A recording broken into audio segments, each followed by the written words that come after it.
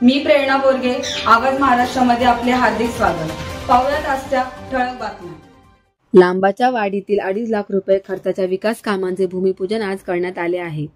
मुरबाड नगर पंचायत क्षेत्रातील वार्ड क्रमांक 2 मधील लांबाच्या वाडीच्या कार्यकुशल नगरसेविका मानसी मनोज देसले आणि समाजसेवक मनोज रमेश देसले यांच्या प्रयत्नांतून येथे 2.5 कोटी रुपये खर्चाच्या सिमेंट काँक्रीट रस्त्याचे व जिल्हा परिषद शाळेच्या इमारतीचे भूमिपूजन सोहळा आज पार पडला। या स्थानिक आमदार किसन कथोरे यांच्या संकल्पनेतील भूमिपूजन सोहळ्यास ज्येष्ठ नेते सुनील उर्फ भाई शेट्टे, नगराध्यक्ष संतोष उर्फ बाबू चौधरी, भाजपचे अध्यक्ष दीपक पवार, ॲडव्होकेट सचिन चौधरी आणि भाजप पक्षाचे पदाधिकारी उपस्थित होते।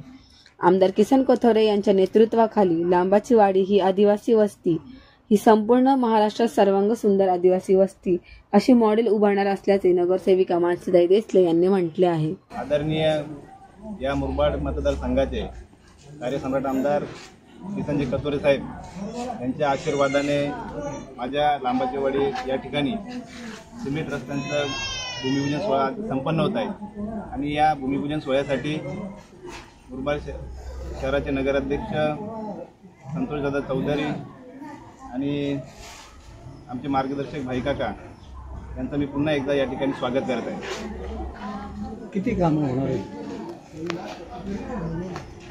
माझ्या प्रभागामध्ये? आता सिमेंटचे रस्ते तर माझ्या वाडीमध्ये बहुतेक पूर्ण झालेलेच आहेत आणि आता हा भूमिपूजन सोहळा जो आहे हा माझ्या वार्डातील ह्या वस्तीमधील शेवटचा रस्ता आहे। ह्या रस्त्यानंतर माझी लांबाची वाडी ही पूर्ण सिमेंट काँक्रीट म्हणजे डांबरमुक्त होईल आणि संपूर्ण वाडीमध्ये सिमेंटचे रस्ते पूर्ण होतील। त्याच्यानंतर जिल्हा परिषदच्या शाळेची दुरुस्ती आहे, कंपाऊंड वगैरे आहे।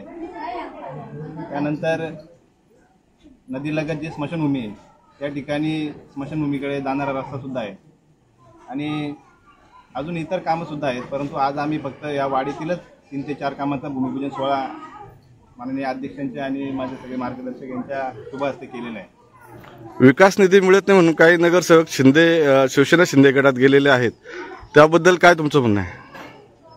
खरं म्हणजे मी आजपर्यंत कोणत्याही नगरसेवकावर वैयक्तिक टीका टिप्पणी कधी केलेली नाही आहे आणि मला असं वाटतंय आपल्या सहकाऱ्यांच्यावर टीका करायच्या ऐवजी आपण आपल्या प्रभागात जर जास्त लक्ष दिलं तर आपण सगळ्याधिक जास्त निधी आणि आपल्या प्रभागातील लोकांच्या सर्व मागण्या आपण आपल्या राजकीय वाटचालीमध्ये पूर्ण करू शकतो।